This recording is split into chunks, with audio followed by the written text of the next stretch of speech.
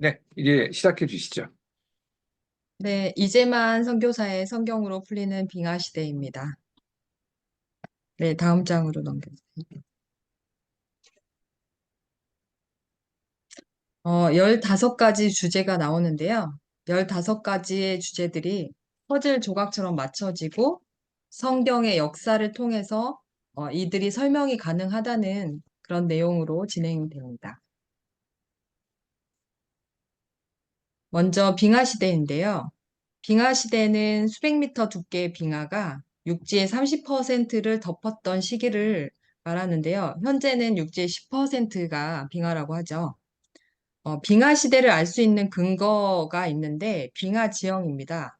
빙하 지형은 빙하에 의해서 침식된 지형인데 음, 유자곡, 현곡, 건곡, 찰은, 표석, 모래인 다 모르시는 단어일 텐데 이제 동영상 보신 분들은 이게 선교사님이 직접 다 다니셨더라고요. 그래서 저도 잘 봤는데 사진 하나씩만 일단 해놨거든요.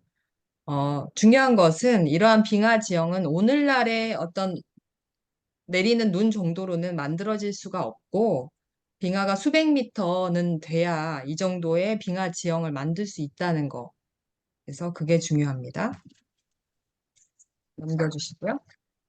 그리고 이제 저희가 말씀드릴 걸 떠나서 이제 진화론에서는 빙하기가 4번 있었다고, 적어도 4번 있었다고 말하는데요.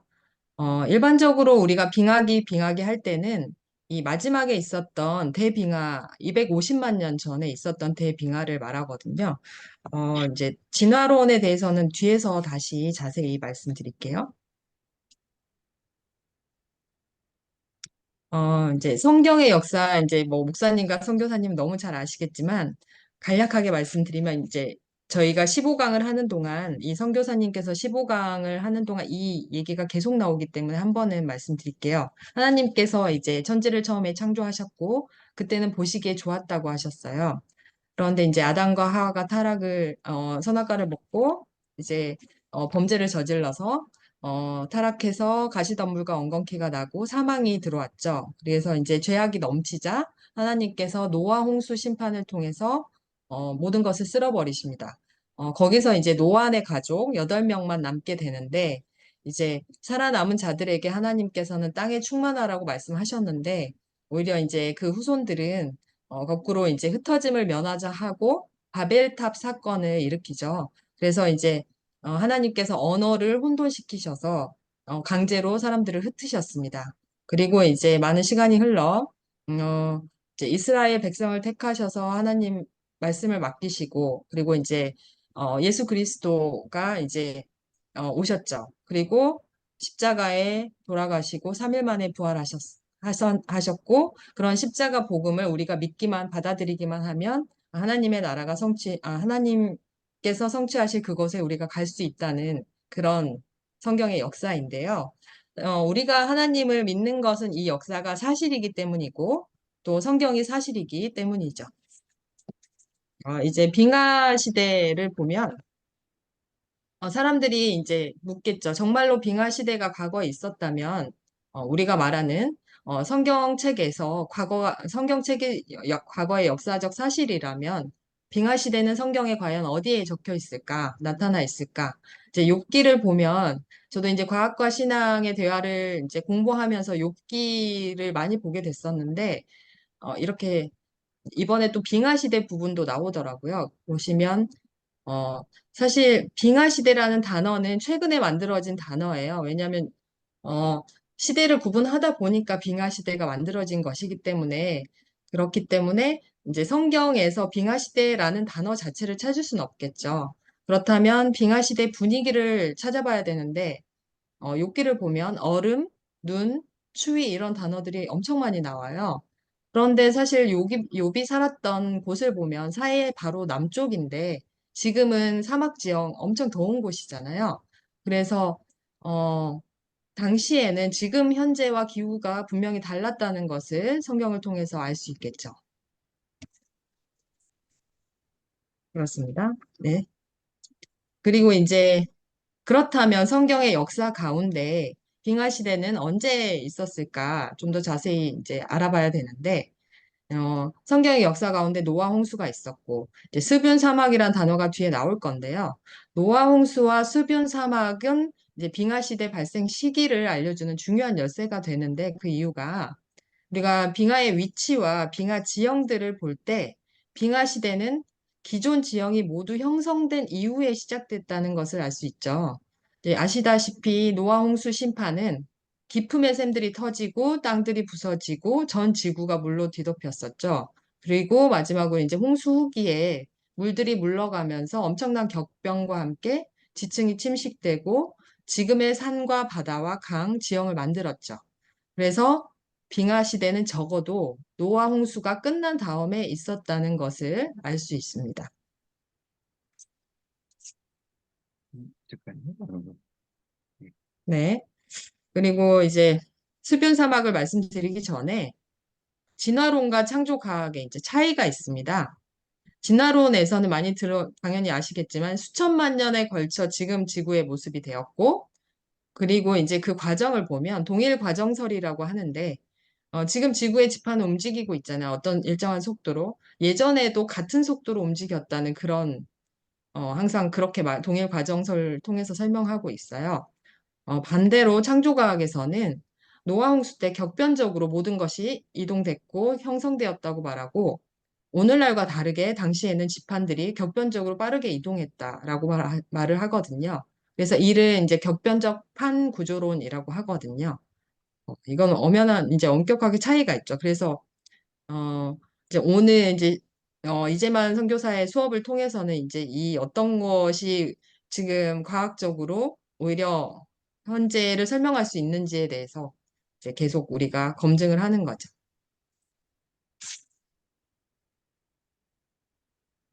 어, 아시다시피 노아 홍수 때는 이제 뭐 화산도 폭발하고 아래에서 위에서 막 물이 쏟아지고 터지고 그렇잖아요. 그래서 이제 지각이 약한 곳에서는 용암이 또 엄청나게 분출을 했죠.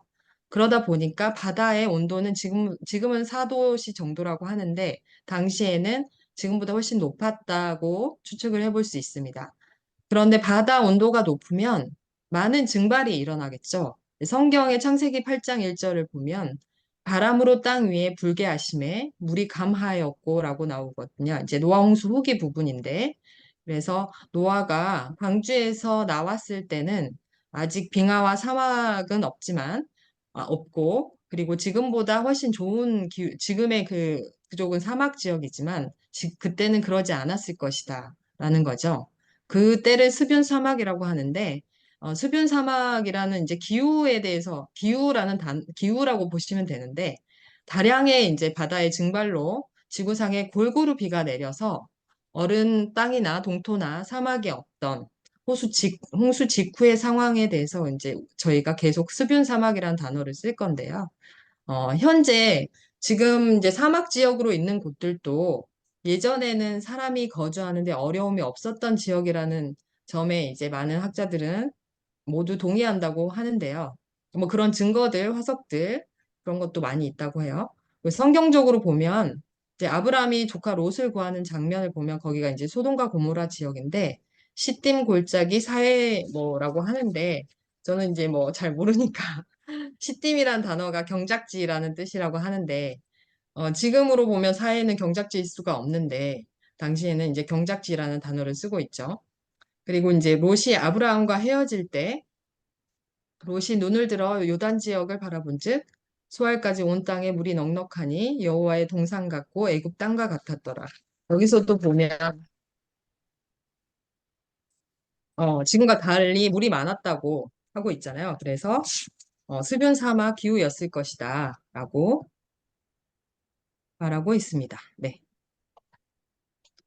빙하기에 대해서 저도 잘 몰랐는데 이제 빙하는 사실 바닷물이 얼어서 된 것이 아니고 어마어마하게 많은 눈이 쌓여서 된 것이라는 거를 먼저 아셔야 되고 그리고 눈만 많이 이제 사람들은 보통 빙하기 하면 추웠을 것이다. 이건 당연히 떠오르는 거잖아요. 그래서 어 춥기만 해서는 근데 많은 눈이 오지는 않아요. 왜냐하면 추우면은 대기가 건조해서 오히려 눈이 안 올 수 있거든요. 그래서 이제 이재만 선교사는 이제 수변 사막 기간과 이제 빙하기 수변 사막 때 많은 증발이 있었고 당시 높은 대양의 온도가 필수적인 것이죠. 그리고 이제 화산 폭발이 있었기 때문에 화산 폭발이 되면 태양빛을 가리기 때문에 기온이 낮아져서 이 빙하의 조건이 된다라는 거죠. 그래서 노아 홍수 이후에 수변 사막 때 일어난 엄청난 증발에다가 슈퍼 화산 폭발로 인한 낮은 기온과 만남, 이것이 빙하 시대를 시작하게 만들었다. 그래서 광역적인 폭설이 시작되었다라고 하는 거죠. 그리고 이제 빙하 시대 기간을 그럼 몇 년으로 볼 것인가? 이제 아시겠지만 진화론에서는 250만 년으로 보고 있잖아요. 그런데 이제 그렇게 길지 않아도 빙하 시대에 1000m라는 두께는 충분히 만들어질 수 있다. 이런 거거든요.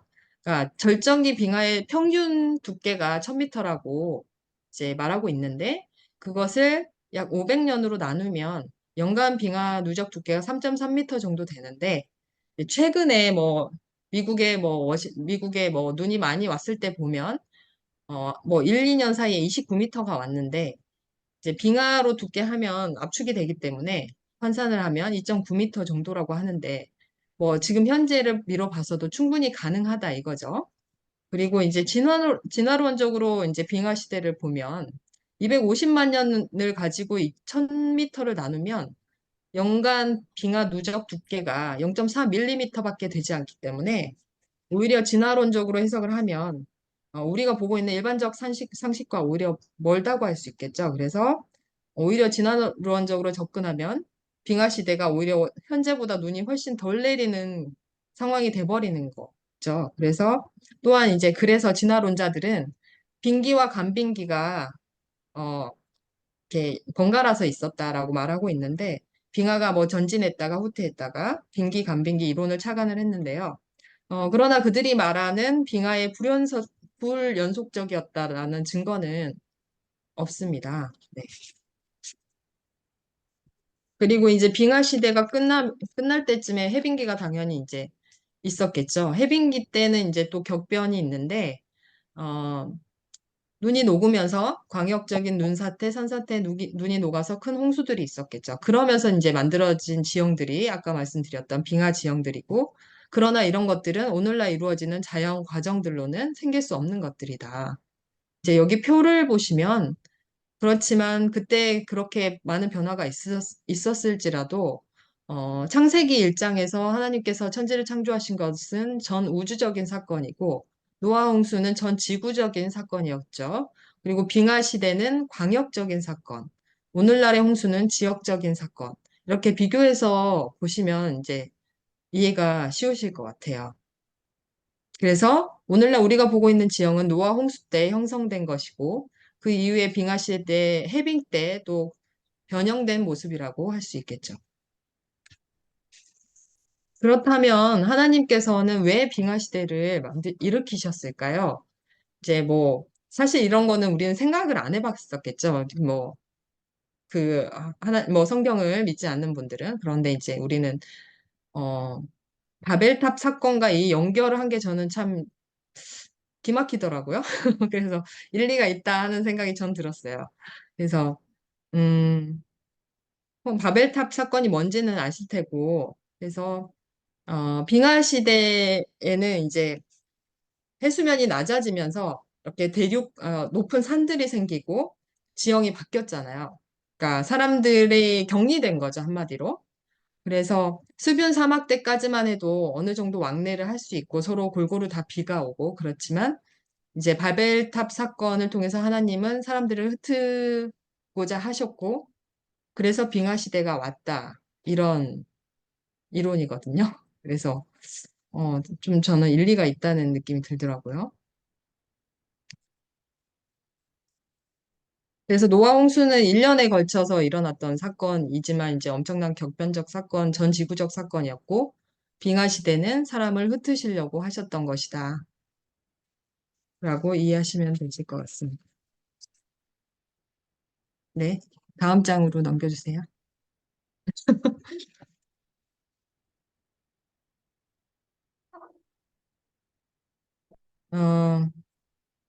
이제 욥이 다시 나왔는데요. 그러면 성경의 역사 중에 빙하 시대를 언제로 보냐 하면은 이제 노아 홍수가 끝나고 빙하 시대가 이제 시작된 거죠. 어느 정도 2년, 노아 홍수가 1년 지속됐고 그 후에 홍수 후 100년 그리고 빙하 시대가 700년. 그래서 성경의 인물들 나이를 뭐 이렇게 해가지고 어, 그래서 욥도 빙하 시대에 살았을 것이다라고 추측을 하는데 아까 보셨겠지만 욥기에 보면 그런 눈, 얼음, 서리, 추위, 폭풍 이런 단어들이 많이 등장하고 또 눈이 녹는다는 표현이 자주 등장하거든요. 그래서 욥은 야곱과 동시대 또는 다음 세대였을 것이고 노아 홍수 후에 600년에서 700년 경에 빙하 시대 해빙의 과정에 해당된다라고 말하고 있습니다. 그리고 이제 공룡에 대한 질문들 정말 많은데요. 저도 저희 자녀를 통해서 공룡은 충돌설로 이제 운석이 떨어져서 죽었다, 멸종했다라고 사실 알고 있었습니다. 어, 그런데 이제 여기 이재만 선교사는 운석이 충돌한 정도로 가지고는 공룡이 멸종할 수 없다. 그러니까 이제 진화론에서는 운석이 충돌하면서 지구에 대기 먼지가 다량 발생했고 햇빛을 가려서 추위가 왔고 공룡이 멸종했다는 것인데요. 그리고 이제 진화론에서 이리듐을 얘기를 하는데 이리듐이 이제 운석이 지구에 충돌하면서 그래서 우주로부터 온 것이다라고 말을 하고 있는데요. 근데 그거에 대한 반박이 있습니다. 네, 넘겨주세요. 소행성 충돌을 할 때 발생한 먼지가 과연 어떤 동물을 멸종시킬 만큼 전 세계에 퍼질 수 있나? 이제 동영상 보신 분들은 아시겠지만, 이제 그 옐로우스톤의 칼데라 뭐 이런 데 보면 60km 정도 되고, 롱밸리 칼데라 하면 막 30km 이렇게 되는데 유카타 반도의 이런 운석구 같은 경우에는 직경이 막 10km 정도밖에 안 된다. 그런 비교를 하고 있고 그리고 이리듐은 화산 폭발할 때도 나오는 것이고 연무질은 이제 어, 그 뭐라 그럴까 아주 미세한 입자로 이제 퍼지는 그 화산 폭발할 때 화산재보다 훨씬 더 입자가 가는 그런 것들인데 그러니까 연무질의 형태로 전 세계에 퍼질 가능성이 오히려 더 높다. 그리고 이리듐은 신세계 중생대 사이인 그 KT 경계에서만 발견되는 게 아니다라고 말하고 있고 그리고 이제 또 한 가지는 공룡 외에 추위에 약한 뭐 악어나 개구리나 이런 것들은 왜 멸종되지 않았냐 뭐 그런 얘기를 해볼 수 있겠습니다.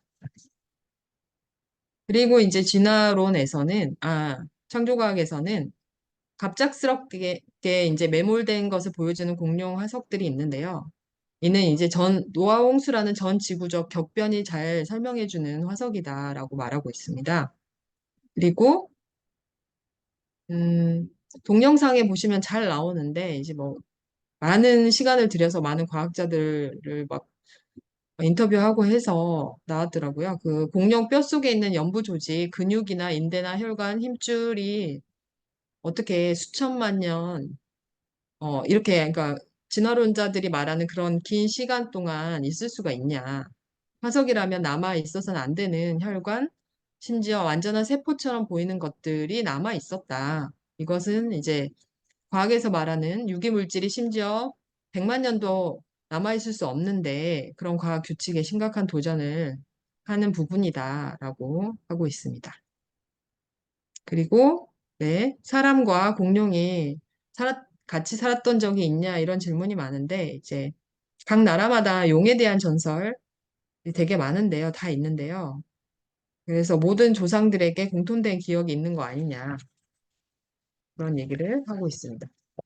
공룡의 역사를 한번 성경적으로 이렇게 쭉 한번 읽어보면 하나님께서 공룡도 다른 피조물과 함께 창조를 하셨겠죠. 여섯째 날.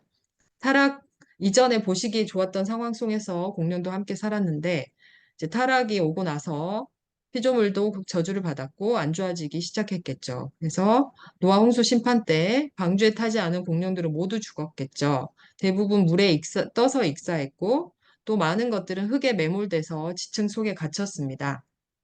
홍수가 끝나자 모든 동물들과 함께 공룡도 방주에서 나왔습니다. 수변 사막 기후 동안 큰 어려움 없이 잘 살았는데요. 그러나 빙하 시대를 겪으면서 공룡을 포함한 많은 동물들이 죽었습니다. 빙하 시대를 겪고 남은 일부 공룡들은 큰 체구를 유지해야 됐었기 때문에 다른 동물보다 더 어려움이 있었습니다.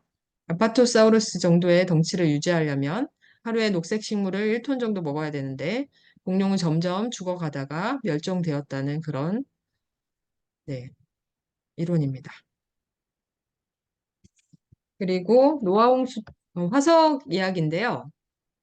노아 홍수 때 저 위에 보면 하얀색 0.0025%가 빙하 시대 화석이고 나머지가 99.99%가 노아 홍수 때의 화석이라고 하는데 빙하 시대의 화석은 대부분이 육지 척추 동물이고 노아 홍수 화석은 대부분이 물고기나 해양 무척추 동물, 식물, 뭐 해조류 등이다라고 말하고 있습니다. 네, 넘겨주세요. 네, 여기도 그렇게 되어 있고, 그래서 이제 노아 홍수 때는 격변적으로 물이 덮쳐서, 어, 되는 바람에 이제 사지가 찢길 수 있기 때문에 이제 대부분 분리돼서 발견되고, 그리고 여기저기 흩어지고, 그리고 이제 매몰된 위치에서 멀리 떨어져 갈 수 있기 때문에 이제 살던 위치를 판단하기 어렵다. 그렇지만 빙하 시대는 살던 위치에서 가깝다. 화석이. 네, 그렇습니다. 그리고 이제 아시겠지만 노아 때까지는 900살 이상을 사는 긴 수명을 가졌었는데요. 노아 홍수 이후에 급격히 수명이 줄어들었고 바벨탑 이후에는 더 줄어들었습니다. 아시겠지만 노아 홍수 때 궁창 위에 있던 물이 다 쏟아져 내렸기 때문에 이제 캐노피 역할을 했던 온실 효과를 했던 그러니까 하늘 위에 물이 다 쏟아져 내려서 이제 하늘로부터 오는 안 좋은 그런 자외선이라든지 그런 것들을 차단하지 못했기 때문에 인간에게 돌연변이를 일으키고 추위와 더위가 왔기 때문에 이렇게 수명이 짧아졌다. 이것도 참 저는 처음 들었을 때 기가 막히더라고요. 그래서 일리가 있다. 그리고 이제 아시겠지만 지구의 자기장이 계속 감소하기 때문에 이제 노화를 촉진하는 방사능 같은 것들이 훨씬 더 지구로 많이 오고 있죠.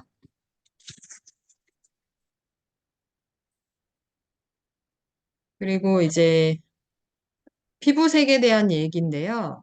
흑인이 있고 백인이 있고 황인이 있는데, 음, 이제 진화론에서는 환경 적응에 의해서 피부색이 검게 되었다라고 하는데, 그런 체세포의 변화는 다음으로 유전되진 않거든요.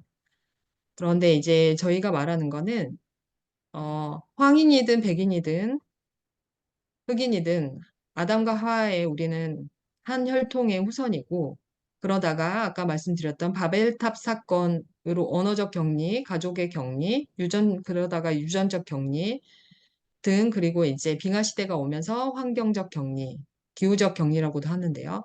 그런 격리를 통해서 어, 좀 어려운데 이제 유전자 재조합을 통해서 이제 그게 굳어지는 거죠. 그래서 보신 분들은 아시겠지만 뒤에 좀 유전자 재조합에 대해서는 다시 나오기 때문에 그림을 통해서 이따가 설명드리도록 하겠습니다. 이제 종 분화에 대해서 말씀드릴 건데요. 이제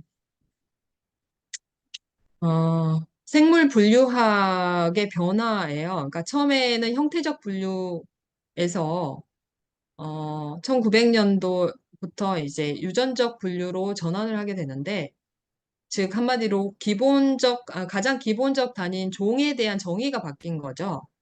즉 종은 개체 사이에 교배가 가능한 집단. 즉 이제 쉽게 예를 들면은 객과에 보면 과는 종속 과, 종보다 두 번째 위에 있는 것들인데 객과에 보면 딩고, 코요테, 여우, 개, 늑대들이 있어요. 이 애들은 다 교배가 서로 가능하다는 거죠. 늑대랑 개가 교배가 가능하다는 거죠. 염색체 수가 같아요. 그런데 형태적 분류에서는 다른 종이죠. 하지만 유전적 분류에서는 개체 사이의 교배가 가능하기 때문에 같은 종류인 거예요. 그런데 네. 근데 이렇게 유전적 분류로 바뀌었음에도 불구하고 종을 재편성하지 않은 거예요. 이제 자세히 나왔었지만 현실적 여러 가지 여건들 때문에 그래서 종에 대한 유전적 정의는 바뀌었지만 분류 체계는 기존의 형태적 분류를 그대로 사용하고 있기 때문에 지금 혼란이 있는 거거든요. 그래서 예를 들면 개는 늑대에서 진화되었다고 말하거든요. 근데 늑대가 개로 변한 것을 종분화라고 하는데 이는 형태적 분류를 사용하고 있는 거죠. 아까 그 그림에서 있었던 가장 밑에 있는 종. 하지만 같은 과예요. 근데 이들은 교배가 가능하기 때문에 다른 종이 사실 아니에요. 근데 다른 종이라고 말하고 있는 거죠. 네. 하지만 이제 우리 창조 과학자들은 종이란 단어 대신에 종류란 단어를 선호하죠. 하나님께서는 생물들을 창조하실 때 종류대로 창조하셨다는 말씀을 하셨고, 창세기 1장에 종류란 단어가 10번 등장합니다. 그리고 방주에 동물들이 종류대로 들어갔다고 했고, 나올 때도 마찬가지였고요. 어, 여기서 종류란, 그래서 교배할 수 있는 생물의 단위라는 것을 말하는 거죠. 그래서 저도 궁금했었던 게, 방주가 아무리 크다고 해도 지금 이 세상에 있는 모든 동물들이 거기에서 어떻게 들어가고 살았을까? 그런 생각을 했었는데, 지금 그 형태적 분류에서 종이 아니라는 거죠. 속을 기준으로 했을 때는 방주에 16,000마리 이상의 동이 들어갈 필요가 없다는 거죠. 어, 그래서 이따 다시 또 뭐 말씀드리겠지만, 네, 그렇습니다.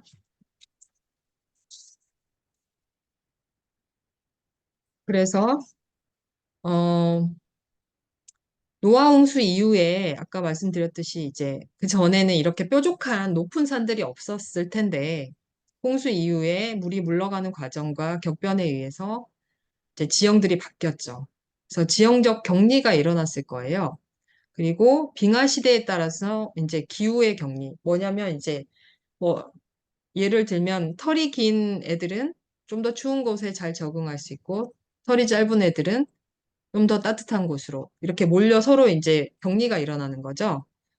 그러면서 예를 들면 이 가운데 주황색 선을 따라서 이쪽 지역에 사는 애들은 이 털이 긴 AA 큰 대문자 AA라고 봤을 때 얘네들만 모인 거예요. 그럼 얘네들끼리 해서 후손을 낳으면 A만 계속 남는 거죠. 그러니까 여기는 털이 긴 애들만 있는 거예요. 그래서 소문자 A를 잃어버린 거죠. 그러면서 털이 길어진 거예요. 이걸 자연 선택이라고 하죠. 환경에 적응한 것. 그래서 자연 선택으로 그런데 종이 바뀌었나? 그렇지 않다는 거죠. 그래서 자연 선택으로 종류가 바뀐 예는 없다. 오히려 자연 선택을 통해서 진화론으로 보면 진화라는 거는 유전 정보가 오히려 추가돼야 되는데 그게 아니라 오히려 유전 정보가 손실되는 걸 볼 수 있죠. 그래서 진화론자들이 아주 이 부분을 곤란해 한다. 네. 그래서 지금까지 뭐 정리를 하자면 자연 선택이 진화의 메커니즘인데요. 자연 선택 과정 중에 오히려 유전 정보가 손실됐잖아요. 그래서 찰스 다윈이 진화를 일으키는 가장 큰 메커니즘이라고 한 게 자연 선택이었는데 오히려 자연 선택은 진화를 일으키는 어떠한 역할도 하지 못한다는 걸 볼 수가 있죠. 그래서 지금까지 말씀드렸던 것처럼 음, 그리고 이제 지금 보면 개만 해도 종류들이 엄청나잖아요. 이 그림 보시면. 이제 자연 선택에 의해서 이제 현대에는 뭐 인위적 선택이라고 하는데 제가 직전에 고양이를 한 마리 키웠었는데 스코티시 폴드라는 종류였어요. 근데 걔가 유전병을 가진 애였어요. 근데 이제 그래서 얼마 살지 못하고 금방 죽었거든요. 근데 저는 그때 그런 생각이 들었어요. 아, 걔가 어떻게 생겼냐면 고양인데 이렇게 귀가 접혔어요. 그래서 엄청 귀여워요. 근데 이제 귀여우니까 만들어낸 거죠. 그러니까 이제 필요에 의해서 사람들이 뭐 순한 종류, 개의 종류가 정말 많아요. 이제 푸들도 귀엽잖아요. 그런데 보시면 늑대에서 코요테가 되고 딩고 여기까지는 자연적으로 이제 자연 선택이 된 거고 딩고, 콜리, 불독, 푸들 이렇게 개 종류를 다양하게 만든 건 인간들이 필요에 의해서 인위적 선택을 통해서 만들어낸 거죠. 그런데 인위적 선택은 곧 격리라고 볼 수 있어요. 그 전에 보면 그 전에 자연 선택 때. 그래서 그런데 이제 오히려 이때는 더 유전 정보의 손실이 심하죠. 푸들은 사실 푸들끼리 순종을 교배를 하면 건강이 좋지 못해요. 그러니까 저도 그걸 직접 키우면서 정말 느꼈어요. 그래서 음 그렇지만 다른 종류로 변한 건 아니에요. 이들은 다 개고 진화론에서는 근데 늑대랑 개랑 다르게 이제 말장난인 거죠. 어떻게 보면. 네. 그리고 이제 진화론에서 제일 또 많이 말하는 게 돌연변인데요. 돌연변이는 유전 정보가 기록된 DNA 분자의 원래 서열이 바뀌는 현상을 말합니다.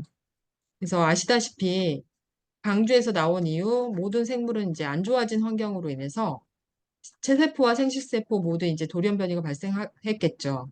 근데 이제 이러한 돌연변이는 DNA 결함을 일으켜서 심각한 신체적 유전적 문제를 일으키기 때문에 각종 질병의 원인이 되거든요. 그래서 푸들과 같은 순종들은 건강하지 않은 거예요. 이제 믹스가 오히려 건강한 거죠. 이 그림을 통해서 보겠지만 이 꾸불꾸불한 게 이제 돌연변이 있는 유전자라고 봤을 때 얘네하고 얘네하고 하면 이게 맞아떨어지지 않아서 건강한데 순종끼리 해버리면 이게 겹쳐버리기 때문에 돌연변이 부분이 겹치기 때문에 돌연변이가 나오는 거죠. 될 가능성이 높은 거죠. 네. 그리고 네. 그래서 돌연변이는 진화에서 가장 또 중요한 메커니즘 중에 하나인데 앞서 말씀드렸듯이 건강하지 못한 신체를 만들고 이제 라이거에 대해서 제가 자세히 말씀드리지 않았지만 동영상에 이제 어, 나오잖아요. 라이거는 자녀를 못 낳잖아요. 그래서 다음 세대를 오히려 감소시키거든요. 그래서 돌연변이는 새로운 유전 정보를 추가시키지 못하며 단지 기존의 DNA 분자 서열을 바꾸기만 하는 거죠. 진화론적으로는 유전 정보가 획득돼야 되는데 마찬가지로 돌연변이는 정보의 손실이 있죠. 그래서 성경적으로 우리가 이거 이제 그림을 좀 그려보면 노아홍수 때 방주에 고양이 종류 암수 두 마리가 들어갔습니다. 홍수 후에 방주에서 나와서 새끼를 낳았겠죠? 그때는 이제 사자 닮은 것도 있고, 왜냐면 유전 정보가 다양한 상태이기 때문에 호랑이 닮은 것도 나왔겠죠. 홍수 이후에 지형적 격리와 빙하 시대의 기후적 격리를 겪으면서 이제 예를 들면 사자들은 털이 긴 애들은 따뜻하고 평지인 아프리카로 갔을 것이고, 호랑이 닮은 애들은 추운 산지인 아시아로 이동 격리가 일어나서 자연 선택이 된 것이다. 그리고 각자를 닮은 새끼를 낳으면서 이제 굳어져 가는 거죠. 음. 또 그래서 이제 또 다른 부위에 돌연변이가 누적되고요. 그렇게 하면서 지금에 이르렀다는 얘기예요. 네. 네, 소진화와 대진화인데 어,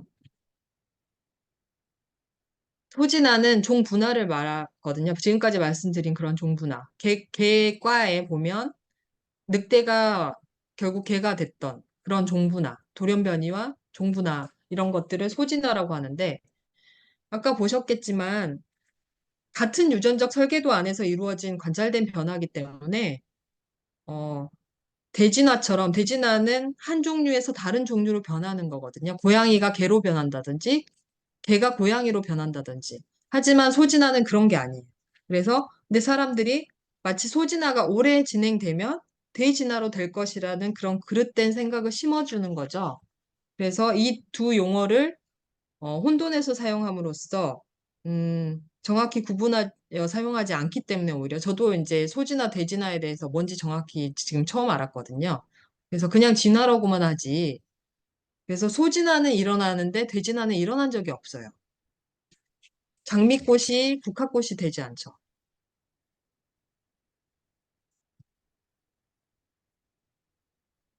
그리고 이 진화론과 창조론을 대표적으로 보여주는 나무인데요. 이제 진화론에서는 진화나무, 창조론에서는 창조과수원인데 진화나무는 이제 모든 생물들이 한 조상에서 비롯됐다는 과정을 보여주는 그림이고요. 즉 수십억 년 전에 아메바 같은 그런 어떤 단순한 생물에서 시작해서 오랜 세월에 걸쳐 점점 복잡해져서 지금의 모든 생물이 되었다는 그런 그림이고 하지만 진화나무는 아까도 보셨듯이 넘지 못하는 유전적 한계를 무시한 거죠. 대진화가 일어나지 않잖아요. 그런데 일어난 사례가 없는데, 어, 그래서 단지 진화에 대한 그릇된 관념으로, 신념으로 그린 것이다. 라고 말하고 싶고요.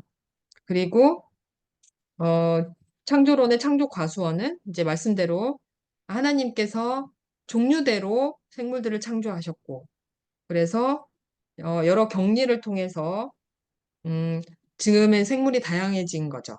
그래서 하지만 종류 안에서 다양해진 거지, 어, 진화가 일어난 게 아니라는 거죠.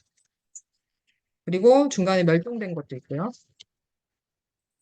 다음에 언어에 대해서 말씀드릴 건데, 이건 간단하게 말씀드릴게요. 진화론에서는 이제 원숭이였잖아요. 우리 사람이 원숭이였잖아요. 그때 말 못했잖아요. 그래서 말을 하지 못하다가 점점 말을 할 줄 알게 되었다는 전제를 하고 있고, 성경적으로는 처음부터 우리 말을 할 줄 알았다는 전제를 하고 있어요. 그런데 언어를 여러 가지 예를 많이 들어서 동영상에서 보여주고 있는데, 세대가 지날수록 문법은 오히려 일반적으로 단순해지고 문법 요소들의 손실이 많아요. 지금 저희 자녀들 보면 축약에서 말한 줄임말 많이 쓰잖아요. 그리고 저도 영어 문법, 저도 그 성문 영어 뭐 이런 거 배웠었는데, 많이 쉘 뭐 이런 거 다 많이 진짜 많이 간단해졌더라고요. 저도 보니까. 그래서 그리고 어휘 사용도 마찬가지고요. 저희는 이제 한자 세대였던 분들이잖아요. 근데 지금 한자어를 거의 사용하지 않잖아요. 그것처럼 오히려 단순해지고 있다. 그리고 이제 저는 이 부분이 조금 납득 안 되는 부분이 있는데, 진화론이 말하는 빙하 시대, 이제 지질시대표가 만들어지면서 지질시대표 고생대, 중생대, 신생대, 이제 화석의 순서에 따라서 만든 거잖아요. 이제 그런데 이재만 선교사는 이제 화석이 이런 진화의 순서대로 고스란히 발견되는 곳은 지구상에 어디에도 없다라고 말하고 있고요. 그건 맞는 말이에요. 그리고 이제 얼음 코어 연구해가지고 이건 좀 복잡한데 얼음을 이렇게 동그랗게 파가지고 뚫어가지고 그거를 이제 연구를 하는데 층들이 있는데 그걸 한 층을 1년으로 계산한 건데 이건 너무 복잡해서 여러 가지 문제가 있어요. 눈의 재결정 뭐 문제, 재결정이 일어난다는 거죠. 그리고 원지로 연대를 환산한 것의 문제, 산소 동위 원소의 문제, 비율이 이제 산소가 고정적이지 않고 왔다 갔다 하는데 그걸 가지고 비율로 따지냐 뭐 그거고 호의 이제 대표성 문제 뭐 이런 것들이 있는데 저는 그런 생각이 들었어요. 그 다음 거 보여주시면, 이제, 이건 제가 가져온 건데, 우리 학교에서 배운 거예요. 이제 신생대 화석 뭐고 막 외우고 그랬는데, 아까 이재만 선교사가 말한 것처럼, 한 곳에서 이렇게 쭈루루 나오진 않지만, 이게 막 뒤섞이진 않을 것 같거든요, 저는. 그러니까, 저 밑에 층에는 그래도 전 뭐 암모나이트인지 뭔지 저런 게 있을 것 같고, 있고, 그래서 그 부분은 좀 저도 다른 것들을 좀 찾아보고 좀 봐야 되겠다는 저는 개인적으로 생각을 했습니다.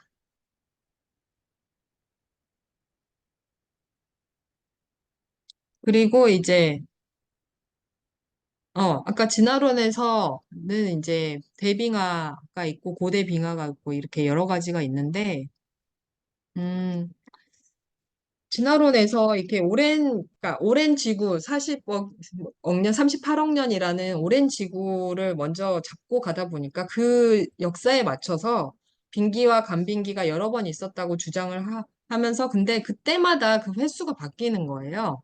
1800년대 중엽에는 한 번이 있었다고 했다가 그다음에 1900년대 초에는 뭐 네 번의 빙기와 간빙기가 있었다고 했다가 1970년대 중엽부터는 30번 이상의 빙기와 간빙기, 마지막 빙기는 만 년 전에 끝났다, 막 이런 식으로 계속 바뀌거든요. 그런데 이제 그런 말을 했다고 해요. 최근의 빙하 시대에 대해서 어떤 설명이 필요한데 그것이 문제가 많고 허약한 이론일지라도 없는 것보다 낫다. 이렇게 말했다고 합니다.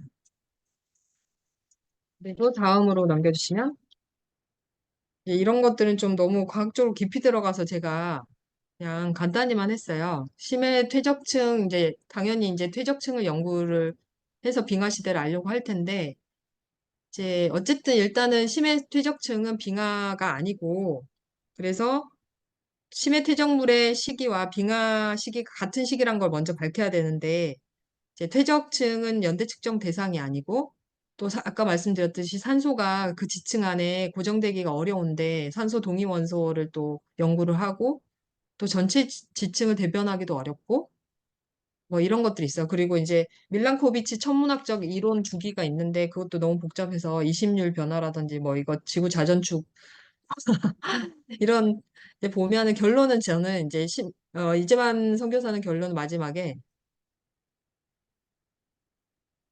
네 마지막 보여주세요. 결국 순환 논리다 이들은 이제 긴 지구의 역사에 맞춰서 진화론 지질 시대표에 맞춰서 이 모든 것들을 이렇게 짜맞추기를 하고 있다. 그런 얘기를 하고 있습니다. 들어주셔서 감사합니다.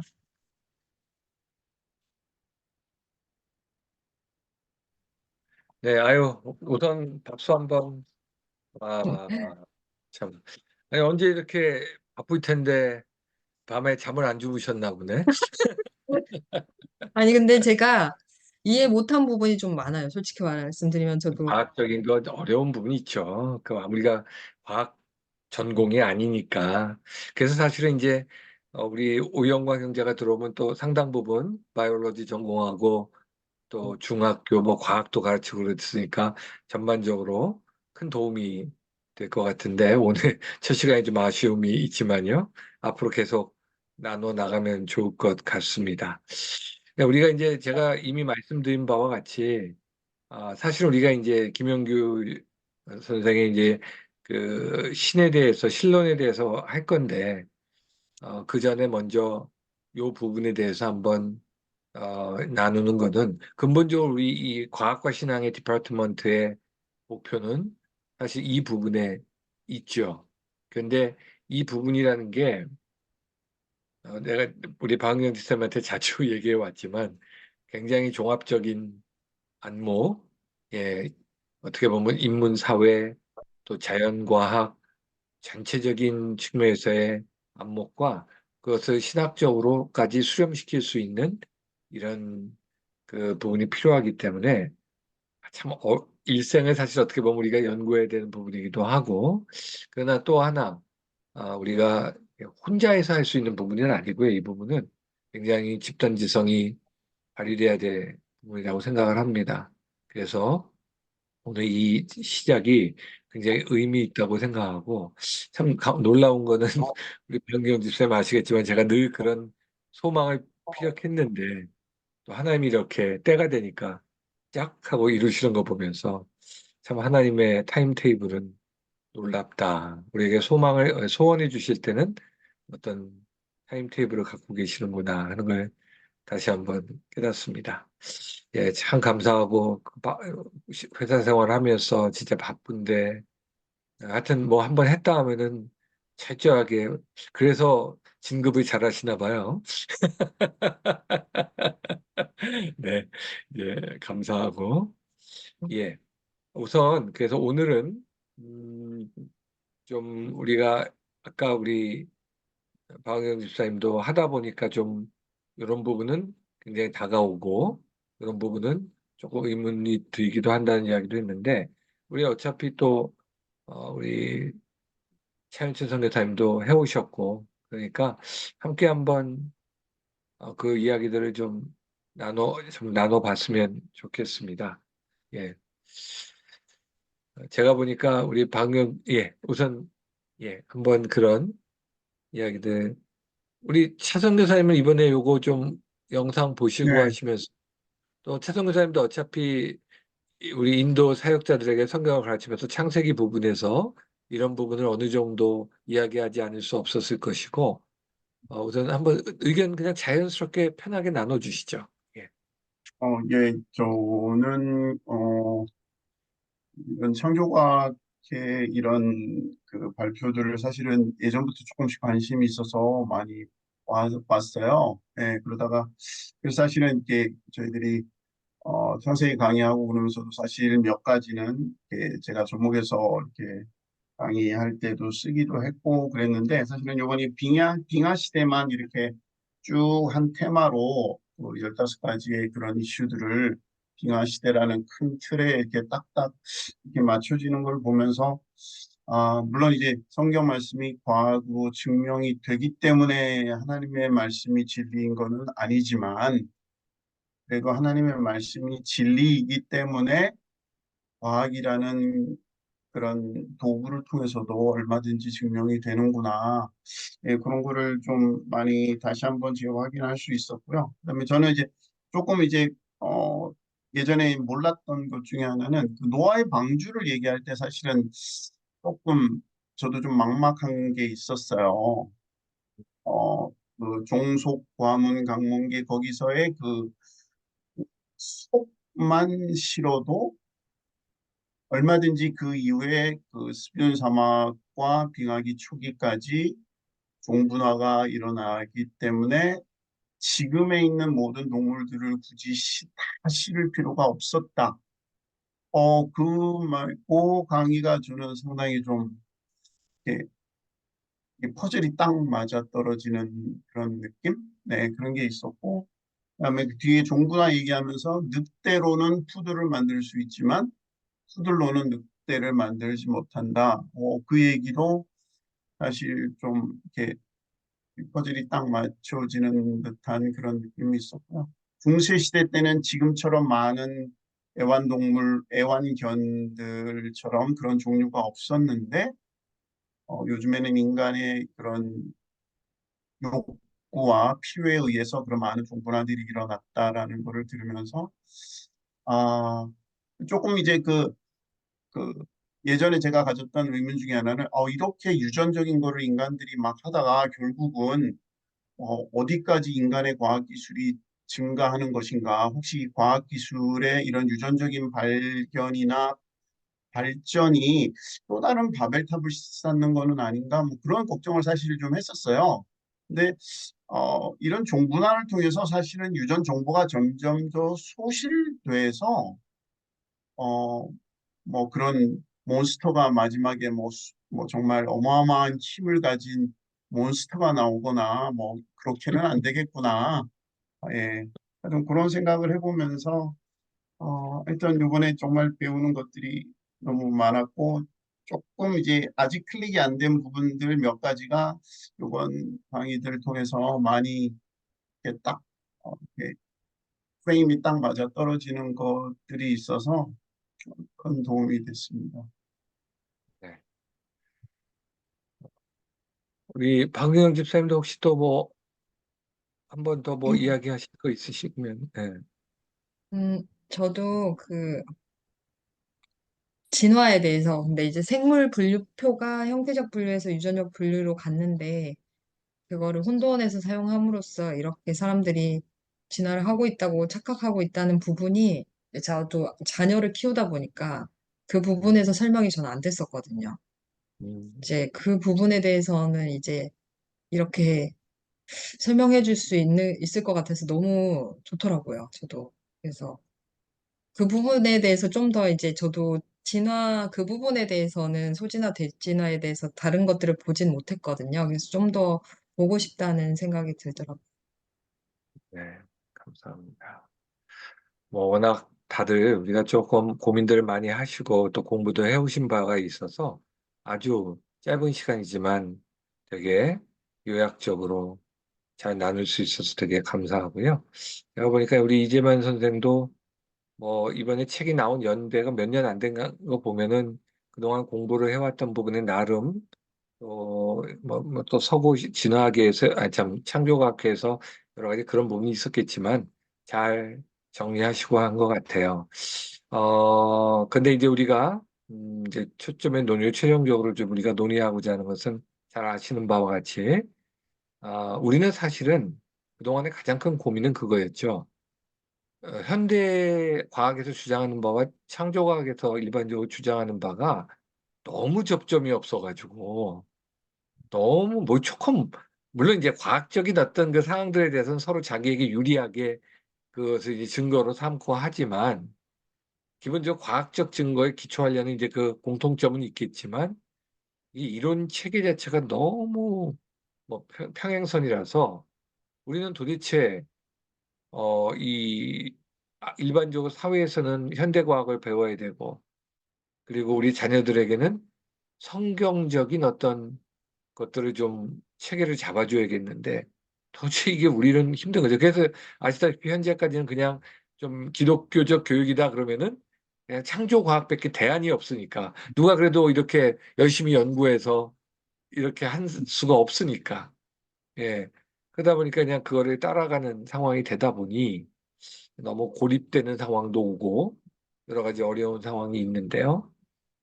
우리가 우리 박은경 집사님이 이번에 이제 하다 보니까 궁금한 점도 많이 또 도움받는 것도 있고 그래서 아까 막 우리 창조과학이라고 막 그런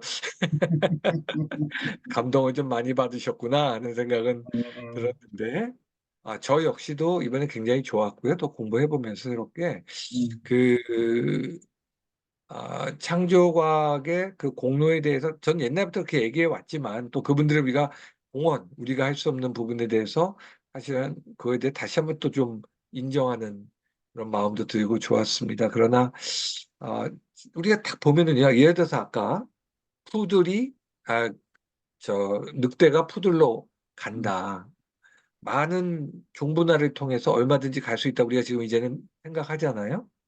근데 아무리 생각을 해봐도 6천 년은 너무 짧아요. 음, 이건 6천 년은 모든 면에서 이 기간 때문에 다 어떻게 보면 스스로 좋은 연구를 하고, 뭐라 그럴까요? 좋은 몸을 만들어가지고 안 맞는 작은 옷을 갖다 주고 입어. 음, 그러니까 입을 수가 없는 이런 상황이 돼버리는 거죠.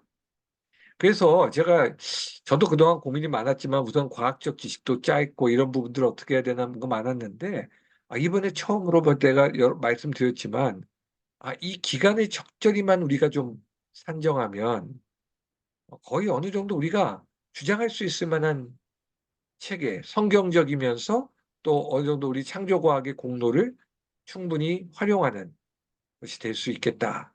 그래서 제가 한번 공유하겠습니다. 우리 다 나눠드린 거지만은 한번 공유하면서 잠깐만 한번 요약을 해보면 어디 갔지? 아까 열어놨는데 잠깐요. 죄송합니다. 제가 아까 열어놨는데 아이고 예 아이고 이게 좀 보이면 좋은데 왜 이었어? 왜 내가 아까 열어놨는데 여기 있네요. 예, 예 우리 이제 아시는 바와 같이 지금 요 표는 대체적으로 지금 이재만 우리 선교사가 한 거를 그냥 쭉 이렇게 정리를 해서 이제 지금 우리가 다 얘기했으니까 이해가 되시고요. 제가 계속 말씀드리지만 인류 역사를 좀 유대적 세대주의의 신학의 영향이 강하게 들어가서 6천 년 세대주의에 이렇게 맞추다 보니 이제 가장 큰 문제가 뭐냐면은 우리가 이제 고대 4대 문명이 수메르 문명, 이집트 문명, 황하 문명, 인더스 문명인데 그중에서도 일반적으로 수메르 문명이 가장 좀 어, 연대가 높다고 보죠. 많이 봐도 BC 3000년에서 3500년 정도. 예. 그러니까 그렇게 보고 창조하시고 거기에 에덴이 있었고 막 이렇게 본다면은 막 6천 년에 어떻게 막 갖다 맞추려고 할 수 있을지 모르겠는데 점점 고고학이 발달하면서 지금 그 여기 나오지만 그 BC 6500년경의 우바이드 문명이라든지 BC 5000년경의 한라프 문명이라든지 요 시대의 문명은 완전히 청동기 이후의 고대 문명은 아니고 금석 병용기, 그러니까 석기와 청동기의 점이 기간이라고도 할까요? 좀 이런 기간에 해당하는 문명들이 오늘날 치면 한 7천에서 9천 년까지도 거슬러 가는 게 곳곳에서 많이 발견이 돼요. 심지어 이스라엘의 뭐 여리고 같은 데서도 한 거의 9천 년 전, 만 년 전에 그런 유적도 발견되고, 자, 그런 것들을 우리가 생각할 때에, 아, 우리가 이제 너무 짧게 이 잡는 것을 좀 확장해야 될 필요가 있다. 그리고 보면은 이게 바벨탑 시기에 빙하기가 있었다. 그 요셉 때까지 빙하기였다.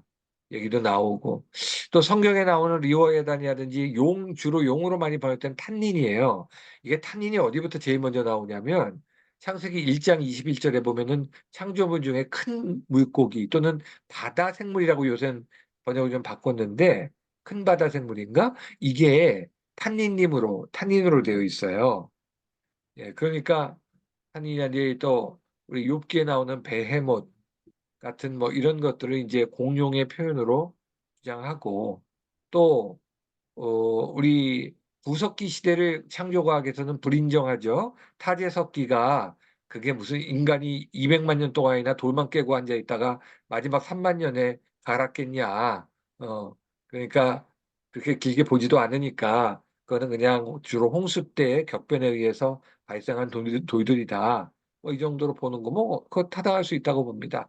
아무튼 어, 제가 말씀 자주 드린 것처럼 무슨 46억 년이니 우주 역사 138억 년이니 하는 이런 것들은 뭐 빅뱅 이론 같은 것이 본격화되면서 더 힘을 얻는 건지 모르겠지만 솔직히 100만 년도 우리는 정말 생각하기 어려운 거고 수십억 년이라는 것이 와 닿지도 않는 것인데 대진화를 정당화하기 위해서 선정한 이런 기관들에 우리가 휘둘릴 필요도 전혀 없고 다만 이제 우리가 일단 이렇습니다. 이번에 우리가 이거를 어느 정도 이 정도 갖고 하지만 충분히 우리가 어떤 주장을 하기 위해서는 충분히 우리도 그거를 단련해서 담근질해서 또 다른 사람들이 얘기할 때 우리가 그만한 좀 근거와 우리의 이론적 체계를 가지고 얘기해야 되니까 이번에 이걸 다 완성한다고 생각하지 말고 이 틀을 좀 가지고 이제 계속 보강해 나간다. 이렇게 생각하시면 좋을 것 같은데요. 또 한편으로는 제가 계속 말씀드리지만 어차피 이 부분은 어느 쪽으로도 완벽하게 입증되기는 어려워요. 음, 그렇기 때문에 우리가 어느 정도의 체계를 가지고 가면 되는 거지. 또 그걸 너무 뭐 다른 사람들의 이목에 대해서 우리가 그럴 필요도 없는 것이기도 하다고 생각합니다. 음, 그래서 음, 지금 제가 이런 표를 그러니까 거의 우리 창조과학에서 한 거에 어느 정도 그 틀을 맞췄어요. 왜냐하면 창조과학이 성경에 기초해서 하려고 노력한 것이니까요. 그런데 연대를 우리가 창조를 우리가 보면 호모사피엔스의 뭐 출현식이 하도 뭐 진화론자들이 얘기하는 거는 고무줄 같이 왔다 갔다 하니까 어디에 맞추기가 힘든데 20만 년부터 뭐 5만 년까지 왔다 갔다 하지만 뭐한 10만 년 정도 에버리지 잡고요. 또 남극 얼음층에 대한 것도 뭐 16만 년에서 5만 년까지 다양한데 그것도 뭐한 에버리지 한 10만 년 잡고요. 또 창조과학자들도 동의하는 게 탄소 동위 원소 측정법이 10만 년 전까지 정도는 뭐 그건 인정해 줄 수 있다 이렇게 얘기하더라고 이재만 선생도요. 예. 그러니까 제가 볼 때 여러 가지가 좀 10만 년 설이 좀 상당히 괜찮은 것 같아요. 그래서 우리가 하나님이 무슨 호모 에렉투스를 만들고 오스트랄로피테쿠스를 만들고 그러셨겠습니까? 예. 지금 우리가 호모사피엔스라고 만드는 현생 인류를 만드셨죠. 그렇죠? 그러니까 우리가 그 정도에서 보고 홍수의 시기를 특정하는 것은 그건 좀 너무 무리라는 생각이 좀 들어요. 예. 다만 지금 창조과학에서 얘기한 것처럼 홍수 시기가 BC 2500년 경이라고 하면은 그 이전에 요즘 많이 발견되고 있는 우바이드 문명이나 한라포 문명이나 이런 것들이 남아있기가 어렵고, 그렇죠? 또 바로 곧바로 이제 대개 수메르 문명 시기와도 겹치게 되고, 그럼 수메르 문명도 남아있는 것이 거의 어렵고요. 그러니까 적어도 노아의 홍수는 이제 빙하기를 여기에서 보는 것처럼 빙하기를 우리가 좀 현대 과학의 주장들하고 불필요하게 충돌할 필요는 없다. 그 사람들도 나름대로 연구가 있고 근거 자료가 많은데 그러면은 지금 마지막 빙하기를 10,000년 정도에 끝난 것으로 보잖아요. 예. 그러면은 저는 그냥 우리의 빙하기가 2만 년에서 10,000년 정도 사이 요 정도로 보면 어떻겠냐. 자, 그럼 왜냐? 우리가 저 인류학자들이 얘기하는 것 중에 하나 대표적인 것이 베링해를 건너서 유라시아 대륙에서 뭐 사람이나 맘모스 같은 것이 다 아메리카 대륙으로 넘어가는 게 요 빙하기 10,000년, 2만 년 요때라고 보잖아요. 그러니까 그런 것들은 쓸데없이 그런 건 상당히 신빙성이 있거든요. 그러니까 그런 것들하고 크게 충돌할 것도 없고. 자, 그러면은 한 가지 저는 이번에 참 많이 도움이 됐던 게 이 바다 온도 하강과 전 지구적 화산 폭발로 인해서 온도 하강으로 인해서 빌가기를 설명하는 이거는 참 어쨌든 우리가 뭔가 설명할 수 있는 툴을 하나 얻어서 참 좋았고요. 아, 다만 이제 여기서는 바다 온도 하강의 속도를 생각할 때 500년 이내의 빙하기여야 된다고 이제 이야기하는 거죠. 네. 그런데 뭐 그런 부분이 조금 요 이론을 설명하고자 할 때 이제 우리는 어떻게 할 것인가 하는 게 좀 고민이 저는 해야겠구나 하는 생각은 했어요. 예. 그래서 이제 10,000년이 지나고 지금 주로 최근 1만 년 이내에 발견되고 있는 신석기 말기라고도 할 수 있고 금석 병용 시대의 문명의 출현과 고대 4대 문명 출현까지 이렇게 이어지면 저는 큰 무리가 없겠다. 이렇게 보는 거고요.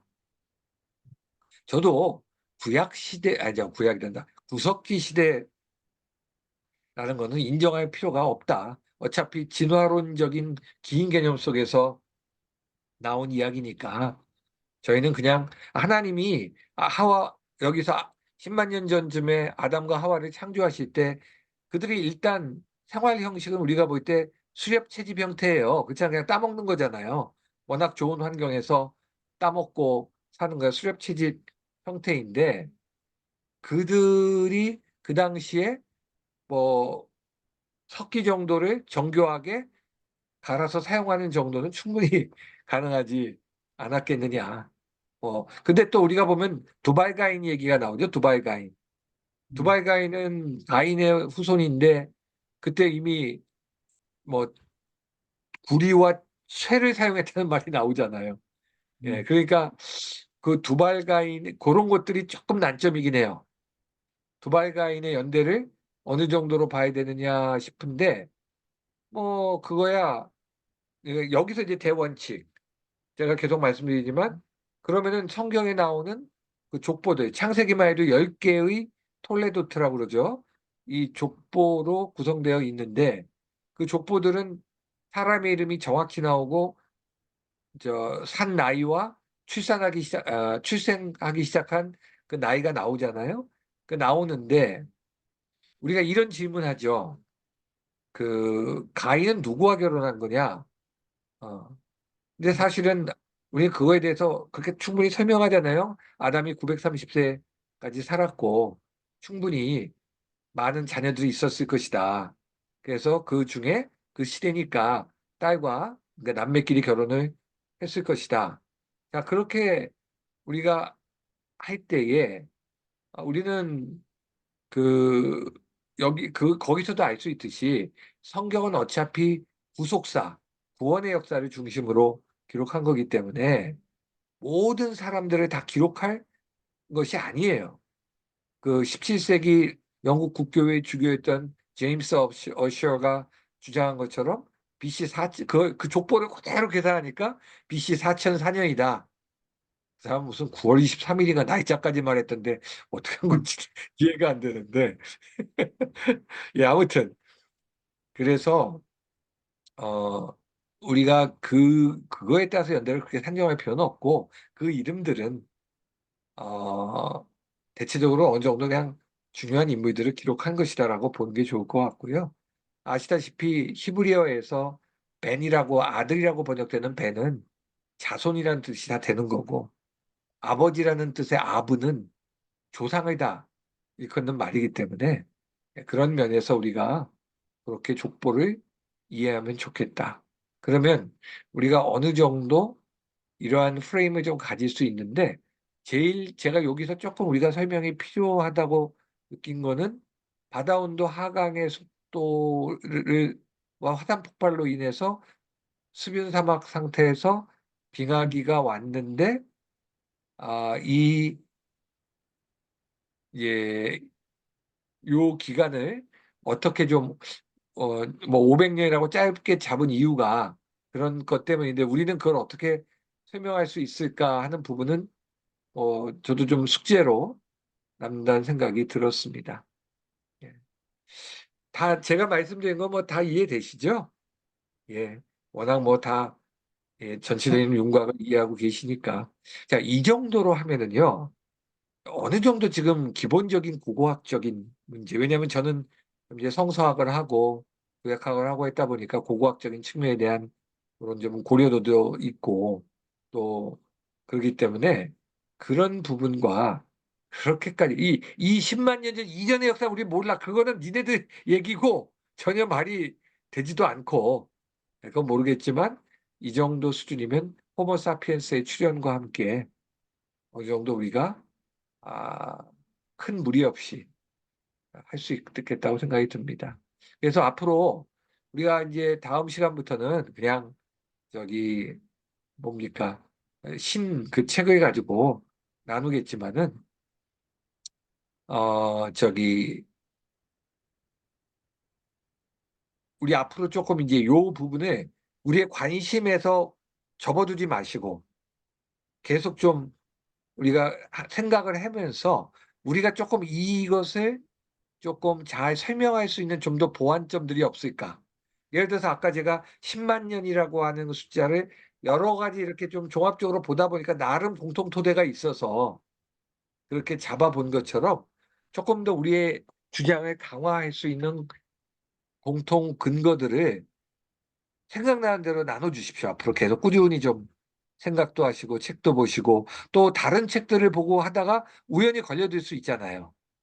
음, 그렇더라고요. 항상 우리 공부하다 보면은 생각지 못하게 탁 걸려들어서 그러면 우리한테 화두로 던져주시는 거죠. 자, 음, 그럼 그럼 우리 그러면 같이 이것도 한번 생각해 보자. 또 뭐 우리 바이올로지 하는 우리 형제도 같이 생각해 볼 수도 있고요. 네. 그렇게 해서 요거는 좀 놔두면 지금 알고 계시겠지만 차인철 선교사님하고 제가 우리가 좀 재밌게 표현할게요. 성경은 저리 가라는 한국 교회의 정말 큰 좀 도움이 될 만한 책을 좀 써보려고 지금 야심차게 시작했는데 2년 안에 좀 써보려고요. 그런데 그때쯤에는 마지막 그거를 완성할 때쯤은 요 부분도 이제 좀 어느 정도 정립해서 우리가 삽입해서 갈 수 있도록 그렇게 해주시면 함께 우리가 기도했으면 좋겠습니다. 정말 이런 영감도 하나님 주셔야 돼요. 예, 그래서 기도하시면 좋겠고요. 신책 어디까지 읽고 다음 시간에 할 것인가 하는 거는 저기 제가 좀 카톡 창에 올릴게요. 첫 시간은 제가 한번 스타트 해보도록 하겠습니다. 예, 그리고 나서 같이 이제 한번 해 나가도록 하겠습니다. 예. 네, 여기까지 뭐 마치도록 하고 혹시 뭐 더 하시고 싶은 말씀이나 있으시면. 질문. 네, 네, 네, 네. 그 신책은 몇 주 정도에 아, 네. 마무리를 대강 지으실 예정이세요? 무조건 이번 텀은 8월에 끝내려고 합니다. 왜냐하면은 너무 오래되면 지치고 또 우리 박은경 집사님도 9월에 되면 강의도 좀 아이들 해야 되고 저도 또 9월 학기 바쁘고 그래서 이렇게 하려고 합니다. 좀 해보면서 다 못하더라도 그걸 꼭 다 해야 되는 건 아닙니다. 그러니까 다 못하더라도 못하면 다음번에 이어서 하죠 뭐. 그러니까 왜냐하면 너무 또 그렇다고 해서 주마간 성격으로 하는 것보다는 예, 조금 천천히 가더라도 짚어보며 가는 게 음, 좋을 듯 싶습니다. 예. 일단은 읽어오실 분량을 조금 할당하는 형태로 하겠습니다. 아이고, 오늘 무엇보다, 이번에 이거를 정말 이렇게 정리의 달인인 우리, 다들 정리의 달인이세요. 우리 최성 교사님도 정리 잘 하시는데, 우리 박은경 집사님, 우리 다시 한번 우리 박수로. 앞으로 우리가 이런 살짝 팀워크, 고민했습니다. 예. 살짝 고민했습니다. 계속 있어야 되나? 예. 우리 박은경 집사님이 하도 내공이 있어 보이셔서 권사님이시라고 그러던데. 네. 그러면 우리 박은경 집사님 기도하고 마치도록 하겠습니다. 네. 하나님 아버지, 저희가 또 이렇게 새롭게 다시 공부할 수 있는 기회를 주시니 감사합니다. 함께 하시는 우리 한규숙 목사님, 차현철 선교사님께 성령 충만함을 허락해 주시고 지혜와 능력을 더하여 주시옵소서. 항상 영육 간의 강건함을 지켜주시고 주님의 뜻을 분별하며 나아가는 우리를 되게 하여 주옵소서. 하나님 아버지, 어, 과학주의 시대를 살고 있는 이 시대와 그리고 다음 세대를 위해서 우리가 무엇을 해야 할지 주님 지혜 주시고 우리가 나아갈 길을 알게 하여 주옵소서. 다음 세대를 위해서 우리가 준비되게 하시고 마땅히 전할 바를 알게 하여 주시옵소서. 아멘. 주님 감사합니다. 어, 이 모든 말씀 예수 그리스도의 이름으로 기도드립니다. 아멘. 아멘. 예, 다음 시간에 뵙겠습니다. 들어가세요. 감사합니다. 수고 감사합니다. 네. 많으셨습니다. 수고하셨습니다. 예.